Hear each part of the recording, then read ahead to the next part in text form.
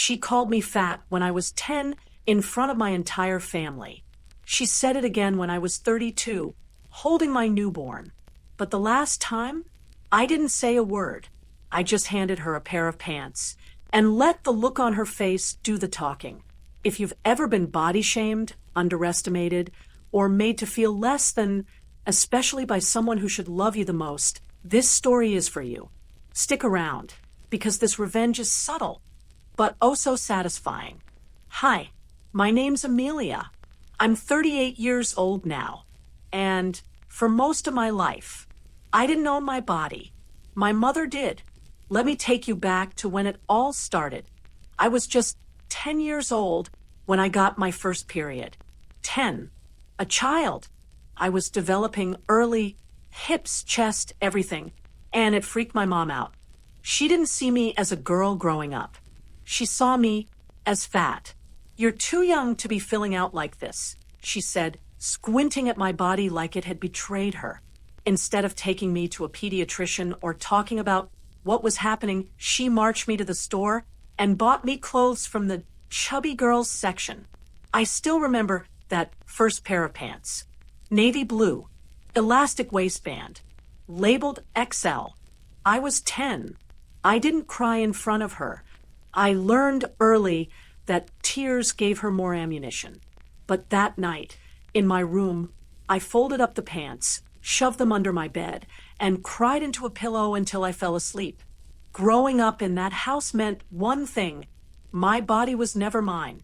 If I reached for seconds, do you really think you need that?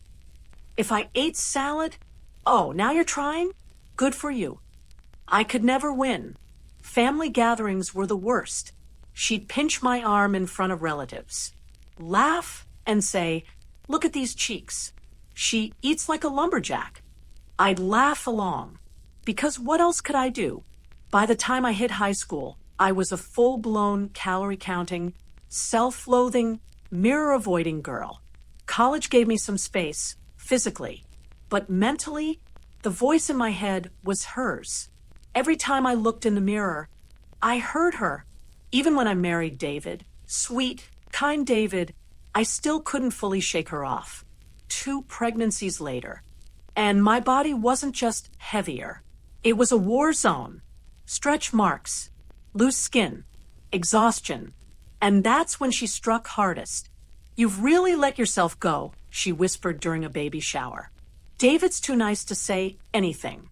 But men look at these things, you know? That one almost broke me, because I had let myself go, but not the way she thought. I had let go of myself trying to please her. After my second baby, something in me snapped. But not the way you think. I didn't decide to lose weight for revenge. I just wanted to feel mine again. So I started walking, just 10 minutes at first, then jogging, then running. And something wild happened. My body started to feel strong. Not skinny, not slim, strong. I didn't even weigh myself. I just noticed my pants getting looser. By month 6, I needed my work suit pants tailored. They were size 14s, but I was down to a 10 now. Still, she didn't see it. She still called me husky and asked if I wanted her old diet books. That's when an idea crept in. Quiet, small, but powerful. It wasn't a master plan. It wasn't some grand setup. It was just this quiet, poetic moment that I allowed to happen. My size 14 pants were hanging loose, too big for me now. And one afternoon, while visiting her house, I folded them up neatly, walked into the kitchen, and said, "These don't fit me anymore. Would you like them?"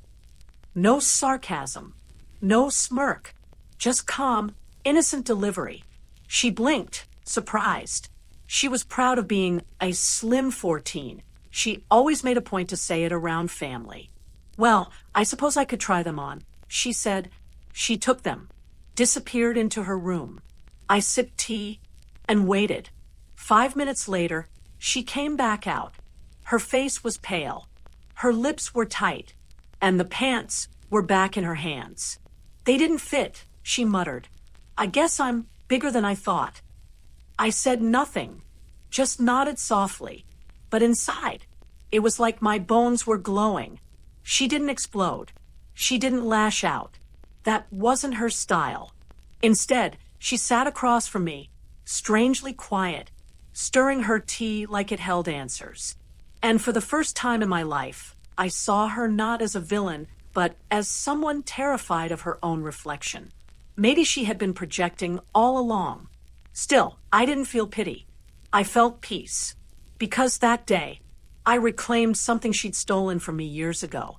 My body, my worth, my voice. And I didn't need to scream to be heard. The moment wasn't loud, but it echoed through every part of me. She looked at me differently after that. She stopped the comments, the little digs, the comparisons. I never got an apology, but I got my power back. And honestly, that was enough. Sometimes, revenge doesn't need fireworks.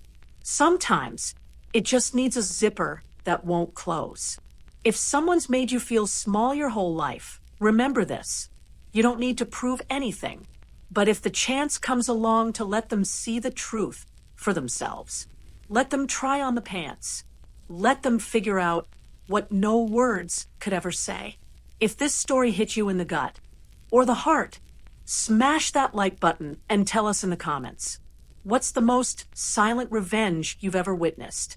And if you love stories where the underdog finally rises, hit subscribe. We've got more stories that prove the quietest voice can leave the loudest echo.